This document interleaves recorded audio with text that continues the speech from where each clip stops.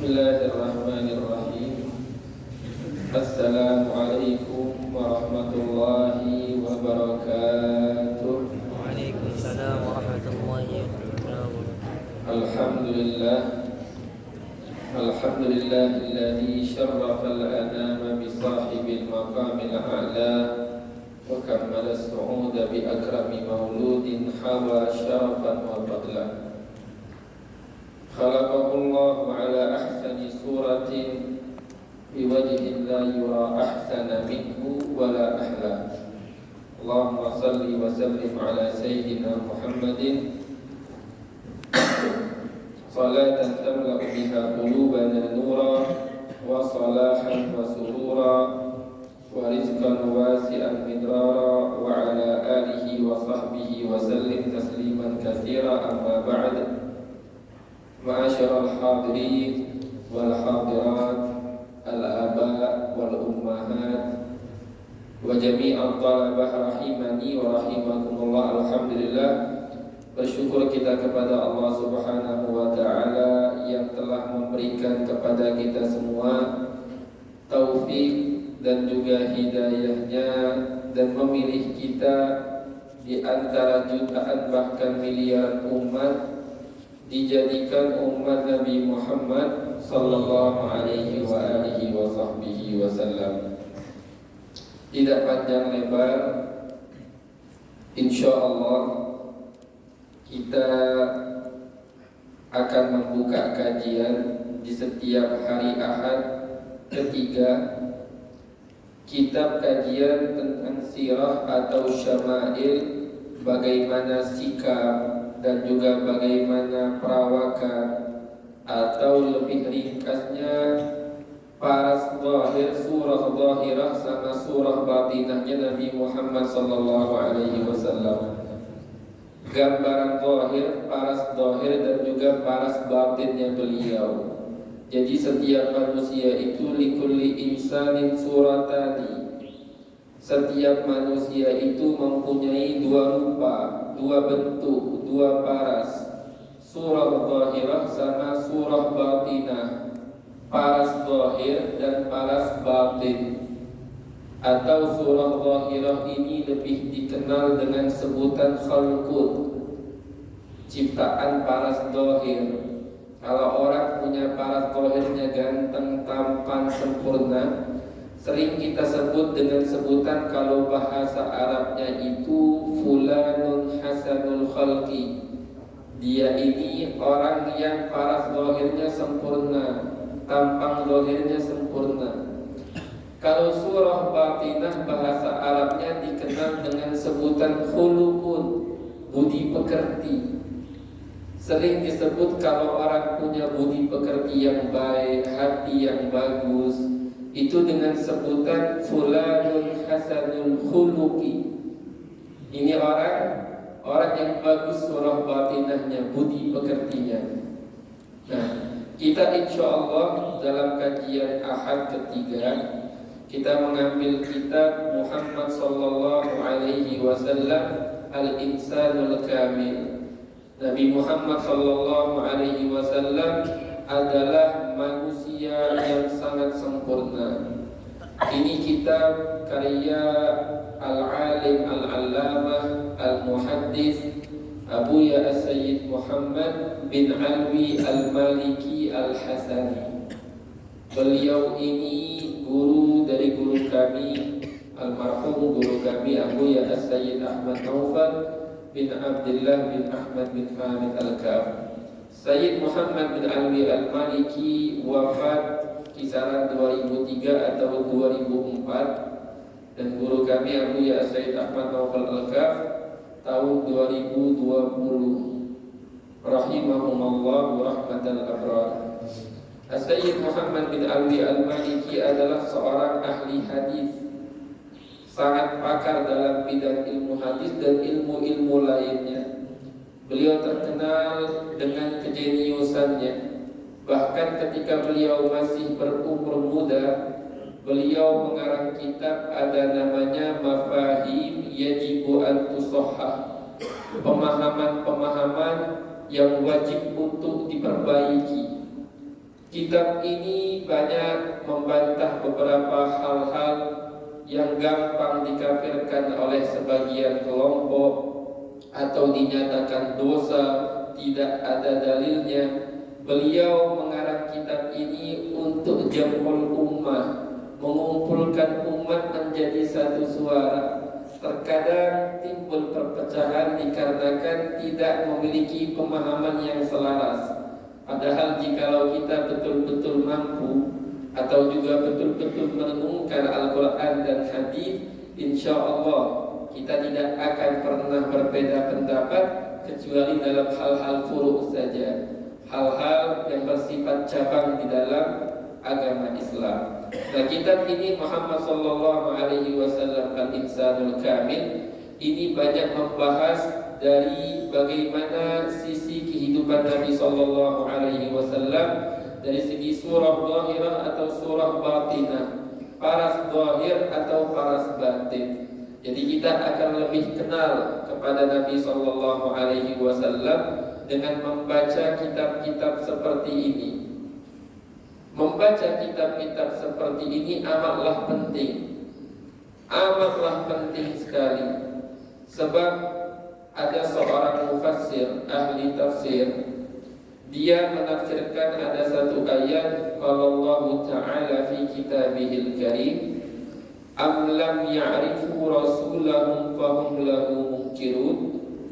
Ketika Allah mencerca, ketika Allah menegur dengan teguran keras orang-orang musyrik Mekah ketika mereka tidak mau beriman dengan Nabi, Allah menegur dengan banyak teguran. Di antaranya, tidakkah mereka itu kenal dengan Rasul mereka sehingga mereka bisa ingkar kepadanya? Orang kalau kenal sama Rasul pasti gak boleh ingkar. Ini sudah hukum fitrahnya manusia. Para ulama, sebagian ulama tafsir mengatakan dalam ayat suci Al-Quran ini ada pemahaman yang unik. Apa? Anna min asbabiz zayri wal dhalal al-jahla bi Rasulillah sallallahu alaihi wasallam. Bahwasannya sebab kemelencengan dan kesesatan seorang hamba, di antara sebabnya apa? Al-jahla bi Rasulillah sallallahu alaihi wasallam. Bodoh atau tidak kenal dengan sosok Rasulullah sallallahu alaihi wa alihi wasallam. Sebab sebagaimana yang akan kita sampaikan nanti, fitrah manusia menuntut jikalau kenal dengan Rasulullah pasti cinta kepada beliau. Nah, mempelajari ilmu-ilmu seperti ini, mempelajari tentang kepribadian Rasulullah sallallahu alaihi wasallam itu sangatlah penting dikarenakan banyak sekali alasan. Banyak sekali alasan disebutkan di dalam kitab Sayyiduna Muhammadur Rasulullah sallallahu alaihi wasallam. Ini kitab karya Syekh Abdullah Sirajuddin. Beliau ini kalau sudah ngarang kitab, Masya Allah, termasuk kitab beliau ini kalau sudah pembahasan-pembahasan yang sulit, semisal ilmu mustalah hadis, jikalau kita ingin memperluas pemahaman kita, ingin belajar hal-hal yang lebih mendetail, beliau ini ibarat-ibarat kitabnya penjelasannya sangat mudah dan gamblang. Nah, ini ada kitab beliau juga ngarang tentang sosok Nabi, yaitu kitabnya yang bernama Sayyiduna Muhammadur Rasulullah sallallahu alaihi wasallam. Beliau menyebutkan, kenapa sih kita harus mengetahui sosok Nabi? Ada banyak sekali alasan-alasannya. Yang pertama di antaranya, Annallaha ta'ala amara al-ibadah an yu'minu bihadar Rasulil Karim sallallahu alaihi wasallam. Bahwasanya Allah Ta'ala telah memerintahkan kepada hamba-hambanya agar beriman kepada Rasulullah sallallahu alaihi wasallam. Iman itu percaya, yakin, Wal imanu bihi sallallahu alaihi wasallam yataqallabu minal ibad an ya'rifu fadla hadzal nabiyil karim. Percaya dengan Nabi, yakin sama Nabi, pasti menuntut kita agar kita ini kenal dengan Rasulullah, kemuliaan Rasulullah, bagaimana akhlak Rasulullah, keseharian Rasulullah.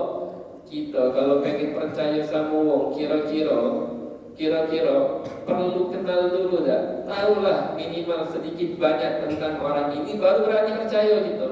Yakin 100%. Nah, itu juga termasuk alasan kenapa penting mempelajari tentang sosok Nabi, agar imannya kita ini tidak simpang siur, tambah yakin, tambah percaya kita dengan ajaran-ajaran beliau. Ini alasan yang pertama.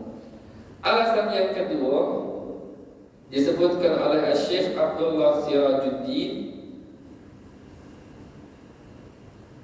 al-wajhuz tsani, alasan yang kedua kenapa kita harus mengenal Nabi Muhammad sallallahu alaihi wa alihi wa sahbihi wasallam, anna Allah Ta'ala amara al-ibad bittiba'in Nabi sallallahu alaihi wasallam. Sebab Allah Ta'ala telah memerintahkan hamba-hambanya untuk mengikuti setiap tindak tanduk Nabi sallallahu alaihi wasallam. Bagaimana mungkin kita mengikuti beliau kalau kita tidak tahu bagaimana beliau berbicara, bagaimana beliau berbuat kesehariannya dalam kesehariannya, bagaimana keadaan beliau, budi pekerti beliau, adat istiadat beliau. Bagaimana mungkin kita bisa mengikuti jikalau kita tidak tahu? Tidak mungkin. Makanya sangat penting belajar tentang Nabi Sallallahu Alaihi Wasallam. Ini alasan yang kedua. Alasan yang ketiga, kenapa sangat penting harus kita mengenal sosok Nabi, mempelajari tentang beliau. Allah Ta'ala aujaba 'alal mu'minin an yuhibbun Nabi Sallallahu Alaihi Wasallam fawqa mahabbatil aba wal abna wal azwaj wal ashirah wal tijarah wal amwal.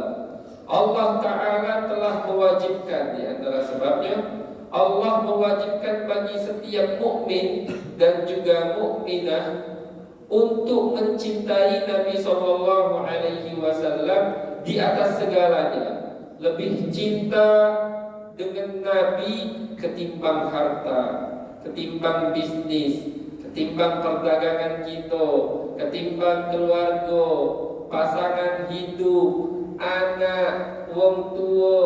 Kita cinta Nabi diperintahkan Allah lebih ketimbang cinta kepada mereka. Dan bagaimana mungkin kita mencintai sesuatu yang tidak kita kenali? Tidak mungkin. Ini tentang hal ini disebutkan dalam Al-Quran. Kenapa kita harus cinta lebih ketimbang segala untuk sama Nabi itu? Disebutkan di dalam ayat suci Al-Quran, qala Allah Ta'ala, qul in kana aba'ukum wa abna'ukum wa ikhwanukum wa azwajukum wa ashiratukum wa amwalun iqtaraftumuha wa tijaratun takhshawna kasadaha wa masakin tardawnaha ahabba ilaykum minallahi wa rasulih wa jihadin fi sabilih fatarabbasu hatta ya'tiyallahu bi amrih wallahu la yahdil qaumal fasiqin. Katakanlah wahai Muhammad, jikalau ayah-ayah kalian, orang tua kalian, atau dan juga anak-anak kalian, saudara-saudara kalian, pasangan hidup kalian, kerabat-kerabat kalian dan harta yang kalian berjuang untuk menghasilkannya, perdagangan yang kalian khawatirkan bakal bangkrut, lebih kalian cintai ketimbang Allah dan Rasulnya, maka tunggulah, kata Allah, tunggulah sehingga Allah Ta'ala akan datangkan kepada kalian azabnya.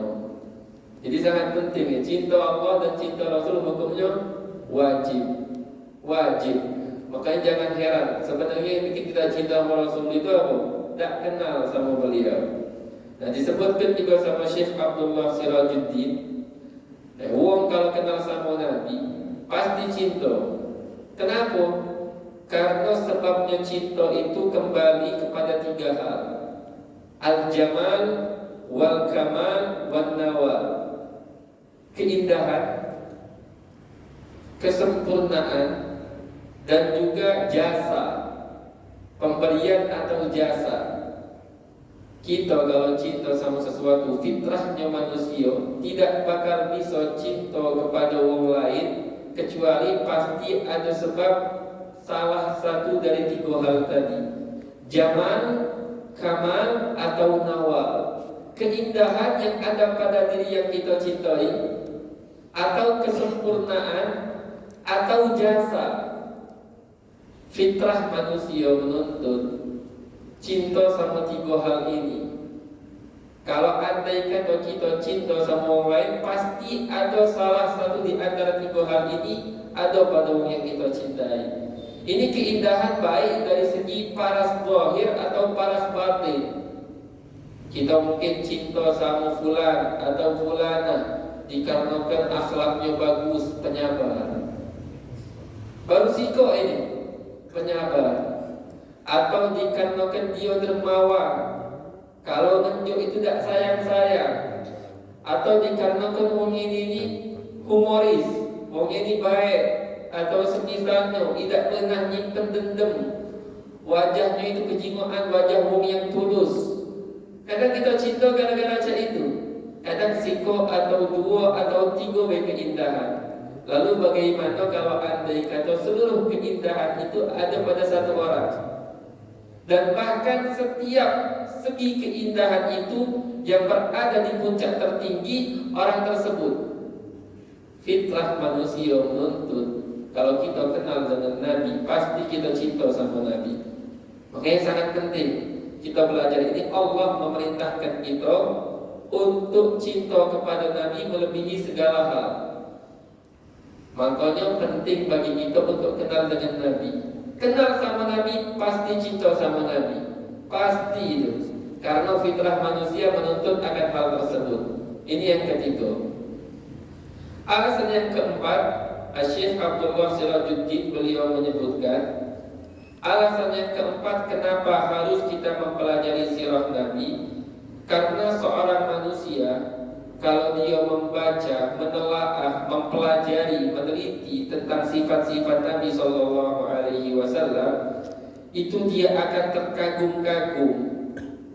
Jikalau dia sudah kagum, bakal sering terbesit dalam khayalannya tentang Nabi Sallallahu Alaihi Wasallam. Ada di dalam hatinya Nabi. Kalau orang ada di dalam hatinya Nabi, jangan takut. Istilah kata setan, iblis kapur galau, penyakit-penyakit hati insya Allah bakal hilang galau. Nama Nabi itu di surga tertulis. Jangankan di surga, bahkan di arsy, singgasananya Allah Ta'ala, di tiang-tiangnya itu nama-nama Nabi Sallallahu Alaihi Wasallam sangat banyak sekali tertulis. Selalu disandingkan nama Allah dengan nama Rasulullah Sallallahu Alaihi Wasallam. Di surga, di arsy, sumber-sumbernya cahaya, sumber-sumbernya cahaya, nama Nabi di situ tertulis. Bagaimana kalau nama itu ada di dalam hati kita? Bayangan itu ada di dalam hati kita. Betapa terang, betapa bercahayanya hati kita. Ini alasan yang keempat. Jadi bakal bersih hati kita kalau ada Nabi di dalamnya. Kullu baitin anta sakinuhu laisa muhtajan ila suruji. Setiap rumah yang engkau jadi penghuninya wahai Rasulullah tidak perlu kepada lentera lampu, tidak perlu lagi. Bayangkan kalau Nabi bersemayam di dalam hati kita. Ini alasan yang keempat. Alasan yang kelima, beliau menyebutkan bahwasannya dengan mengingat-ingat syama'il Nabi, mengingat sosok Nabi Sallallahu Alaihi Wasallam, itu bakal terus meningkatkan cinta kita kepada Nabi, bakal terus bikin kita rindu sama Nabi. Dan kalau kita tambah cinta sama Nabi, tambah naik derajat kita. Ulama dalam madhab Imam Syafi'i, mereka sepakat bahwasannya amal ibadah itu dibagi menjadi dua. Ada amal ibadah zahir, ada amal ibadah batin. amal ibadah zahir, cak kita salat, puasa, haji, zahir kalau itu. Ada amal ibadah batin, ibadah yang bersifat batin, bersifat ada di dalam hati. Ulama sepakat seluruh amal ibadah batin lebih afdal ketimbang amal ibadah zahir. Kalau untuk amal ibadah zahir, ibadah yang paling afdal salat menurut sebagian ulama. Kalau kita terus meningkatkan cinta-cinta kepada Nabi sallallahu alaihi wasallam, maka kita makin naik derajat. Bakal naik kelas terus. Dan orang yang cinta sama Nabi, sebagaimana kadar kebesaran cinta dia sama Nabi, Nabi bakal balas sesuai kadar tersebut. An-Nabi wafi, Nabi Muhammad itu terkenal dengan sifat di antaranya wafa, setia. Cinta dibalas cinta, sayang dibalas dengan sayang. Dan banyak lagi alasan-alasan kenapa sangat penting kita mempelajari tentang sosok Nabi Muhammad sallallahu alaihi wasallam. Kitab-kitab tentang pembahasan seperti ini amatlah banyak. Kita pilih kajian kitab yang tidak terlalu besar niat, tapi tidak terlalu sedikit niat. Alhamdulillah kita pilih kitab Muhammad sallallahu alaihi wasallam Al-Insanul Kamil.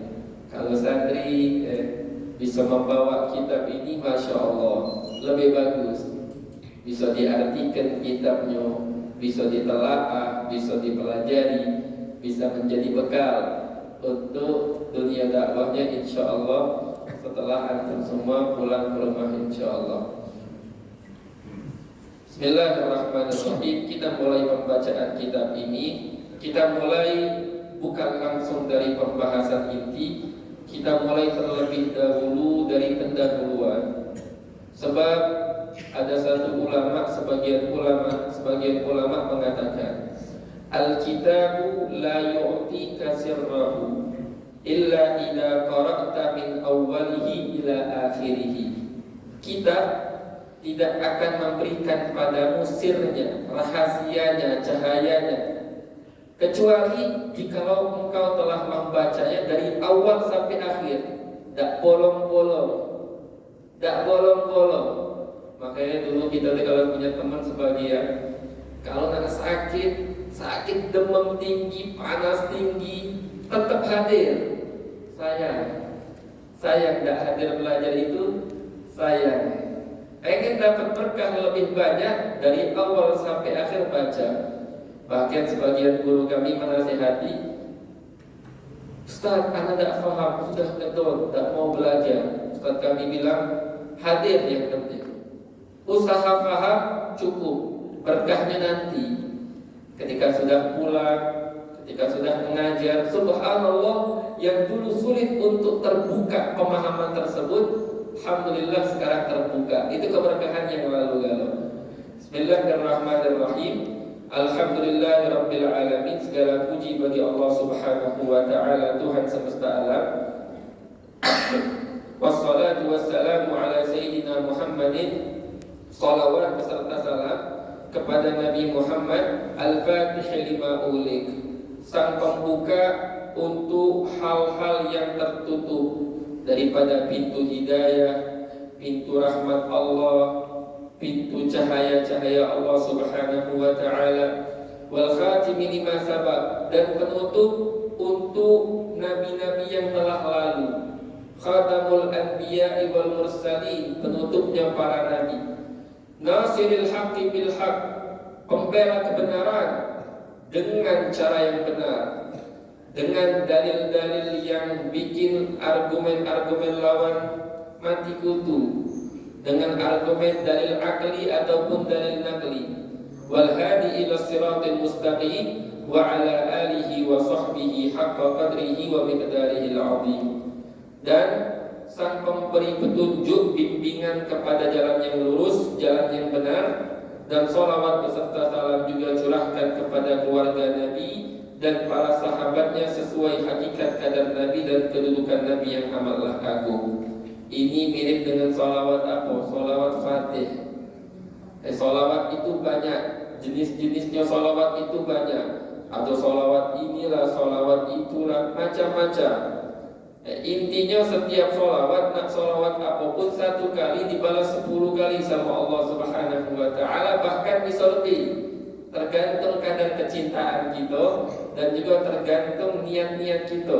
Makin kuat niat, makin banyak pahala yang Allah Ta'ala berikan. Nah, tapi ada sebagian sholawat ini mendapatkan fadail yang khusus, keutamaan yang khusus. Dan subhanallah, setiap sholawat mempunyai sir masing-masing, kedudukan masing-masing, fadilah masing-masing. Di antaranya sholawat Fatih ini.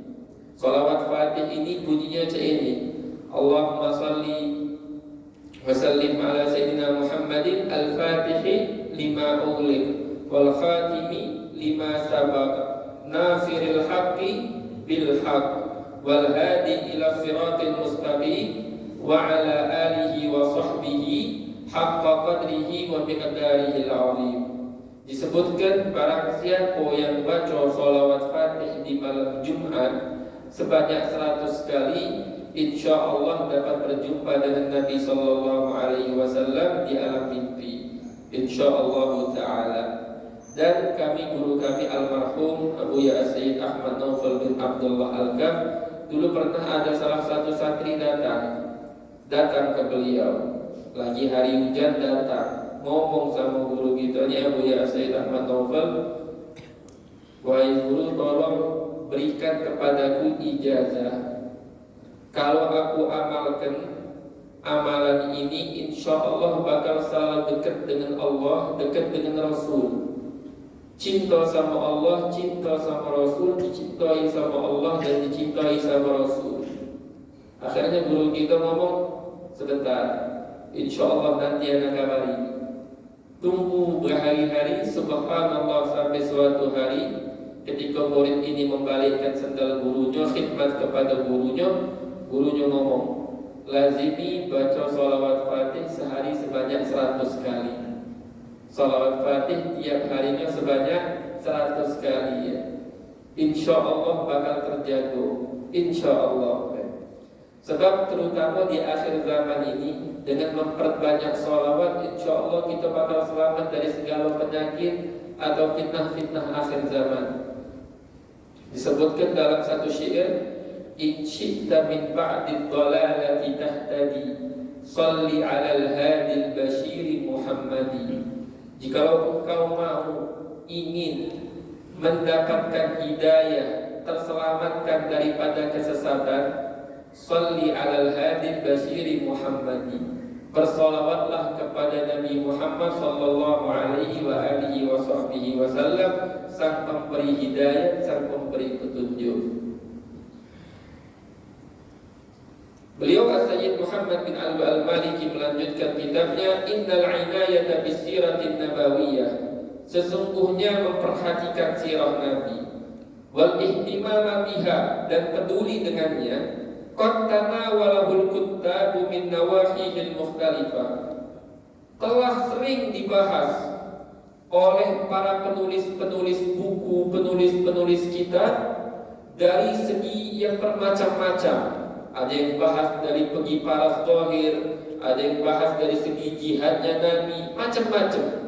La fil lughatil arabiyyah wal farisiyyah faqat, tidak hanya ditulis dalam bahasa Arab dan bahasa Persia saja, bal wa fi katsirin minal lughatil gharbiyah, bahkan dalam banyak buku-buku, kitab-kitab versi bahasa Eropa, bahasa Barat.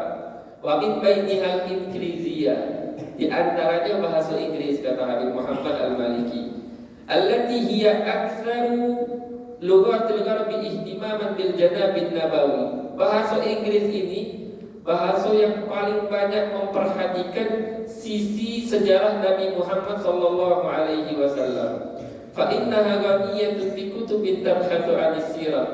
Bahasa Inggris kayo, sangat banyak sekali, penuh dengan kitab-kitab yang mengaji sirah Nabi, membahas tentang sirah Nabi. Lianna katsiran min mu'allifil gharbi badalu ghayata juhudihim. Banyak dari pengarang-pengarang buku daripada wong-wong Eropa itu mereka mengerahkan puncak keseriusan mereka. Mereka pun mengarang kutuban fi siratin nabiyil amin. Mereka mengarang kitab-kitab sejarah perjalanan Nabi Muhammad sallallahu alaihi wasallam. Bahkan wa aqamu hujajan balighatan ala 'azamati rasulil Islam. Bahkan mereka menceritakan dengan dalil-dalil yang kuat, argumen-argumen yang sangat kuat tentang betapa agungnya Nabi Muhammad sallallahu alaihi wasallam. Ada kitab yang terkenal di antaranya Mi'ah Uzoma. Diterjemahkan bahasa Arab 100 wong hebat, 100 wong agung, 100 wong agung. Yang paling pertama disebut Nabi Muhammad sallallahu alaihi wasallam. Itu kitab Eropa, kitab barat sana.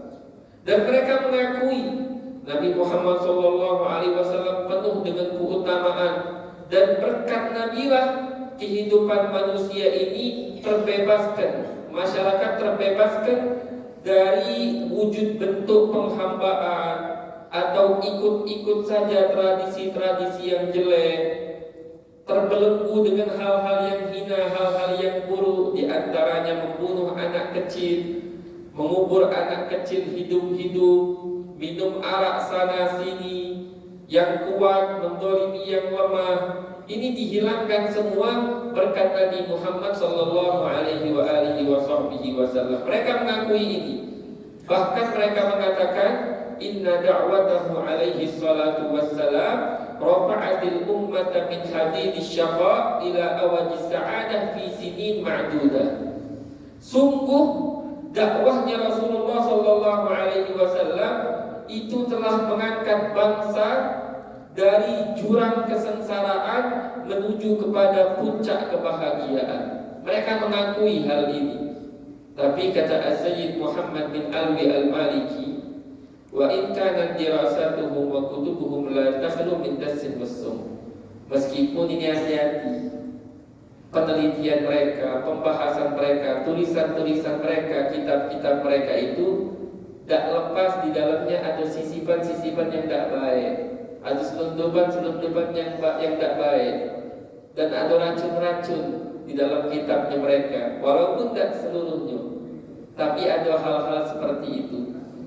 Nah, kalau hal-hal seperti ini, buku-buku seperti ini, Pak yo, Bu yo, santri-santri juga, buku-buku seperti ini yang ada akidah salahnya atau nyelenehnya, walaupun mempunyai faedah-faedah yang banyak, lebih baik untuk tidak kita baca.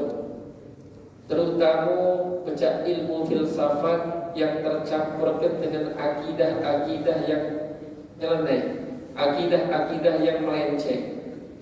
Boleh tak kita belajar filsafat? Itu pertanyaan penting. Sebab banyak sekarang ini, kadang ada anak-anak muda dari keluarga baik-baik, gara-gara dia belajar hal-hal seperti ini, nandak sholat lagi, puasanya bolong-bolong, atau sholatnya pun sama bolong-bolong. Apa hukum kita mempelajari ilmu filsafat? Ini masih pendahuluan kita. Kita masih belum masuk pembahasan inti tentang sosok Nabi SAW. Belajar ilmu filsafat. Kalau mempelajari ilmu filsafat, di dalamnya tidak ada sama sekali akidah-akidah yang salah. Itu sepakat ulama boleh hukumnya. Tapi kalau filsafat yang tercampur dengan pemahaman-pemahaman selain Islam, pemahaman-pemahaman yang melenceng, nah ini sangat berbahaya. Ini sangat berbahaya. Ada 3 pendapat ulama.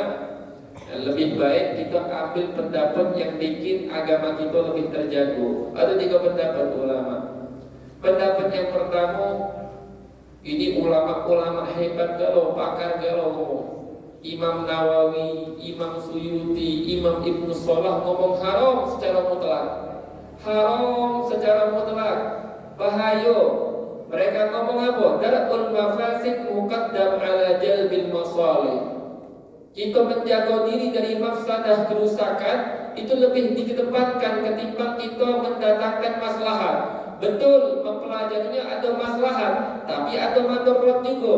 Menghilangkan madarat lebih diutamakan ketimbang kita mendatangkan maslahat. Itu pendapat mereka. Pendapat yang kedua mengatakan boleh secara mutlak. Nah, pendapat yang ketiga ini pendapat kebanyakan para ulama. Boleh untuk wong yang terpenuhi dua syarat. Apa pertama? Wong yang punya akal, cerdas, niat dan hatinya bersih.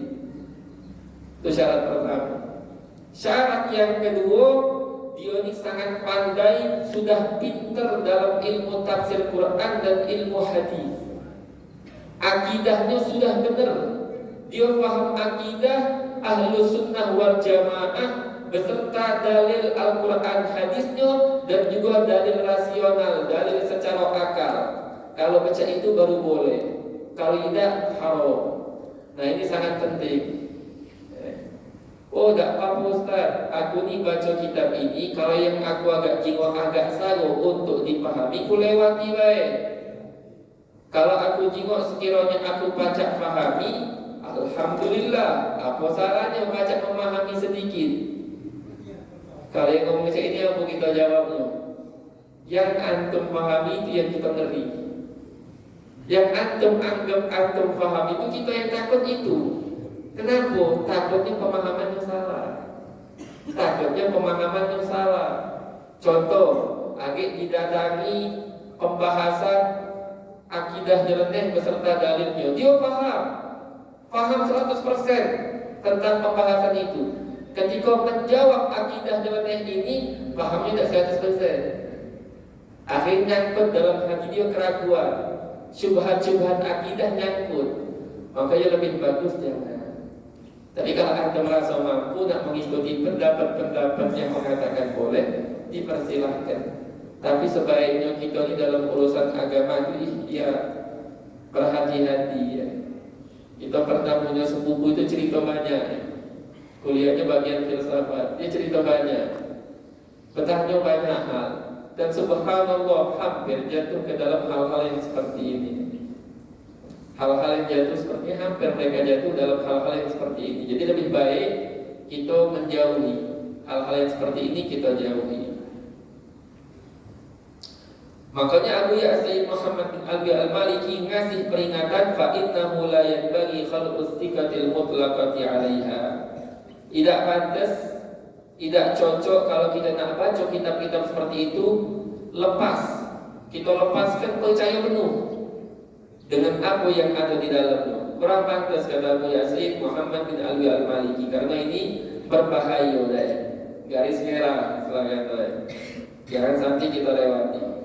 Wa mahma katabal kuttab wa malaku butunal asfar. Meskipun banyak sekali para penulis-penulis tentang Nabi, mereka memenuhi kertas-kertas buku, mereka masih belum mampu dan masih sangat kurang untuk mensifati segala sifat-sifat Nabi, keindahan-keindahan Nabi sallallahu alaihi wasallam. Allah Ta'ala sendiri yang telah memuji Nabi, wa innaka la'ala khuluqin 'azim. Dan sungguh engkau betul-betul berada di puncak budi pekerti yang agung. Allah Ta'ala sendiri yang langsung mengakui dan memuji Nabi Muhammad sallallahu alaihi wasallam. Wa amsalu hadza katsiratun fi 'azami kitab. Dan misal-misal pujian seperti ini banyak sekali dalam Al-Qur'anul Karim. Dan juga ada satu syair Awiyah Maliki menyebutkan satu syair, kamulat mahasinuhu falau ahdas sana lil badri inda tamamihi lam yukhsafi wa ala tafannuni wasifihi biwasfihi yafna zaman wa fihi ma lam yusafi. Ini syair, ada syair yang ulama itu beda pendapat. Mana sih syair, bait syair yang paling bagus dalam memuji Nabi? Sebagian ulama mengatakan syair ini. Syair ini disebut juga dalam kitab Maulid Habsyi kalau kita baca. Sebelum walaqad ittasafa sallallahu alaihi wasallam bi mahasinil akhlaq. Fasal sebelumnya jangan kita baca lagi.